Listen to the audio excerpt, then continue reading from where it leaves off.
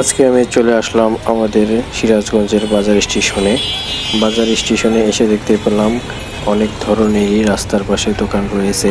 আসলে এই দোকানগুলো হকারি দোকান নামে পরিচিত। রাস্তার পাশে তারা সাময়িকভাবে ব্যবসা করে যাচ্ছে। মায়ের দোয়া শরবত দেখতে পেলাম রাস্তার পাশে বিক্রি হচ্ছে। আর এই দোকানটি খুবই জনপ্রিয় হয়েছে, কারণ এখন গরমের সময় আর সকলেই শরবত খেতে থাকে। তিনি বিভিন্ন রকমের শরবত বানিয়েছে, বিশেষ করে সকল ফলের শরবত রয়েছে এখানে, এবং খুবই সুন্দরভাবে এই শরবতগুলো পরিবেশন করে থাকে, যার কারণে চাচার শরবত খাওয়ার জন্য অনেক দূর দূরান্ত থেকে চলে আসে মানুষ এই শরবত খাওয়ার জন্য। তার শরবত যেন সিরাজগঞ্জের মধ্যে ভাইরাল হয়েছে। এবং পাশেই দেখতে পেলাম ফলের দোকান, এবং তার পাশে রয়েছে গরম গরম বাদাম বিক্রি করছে।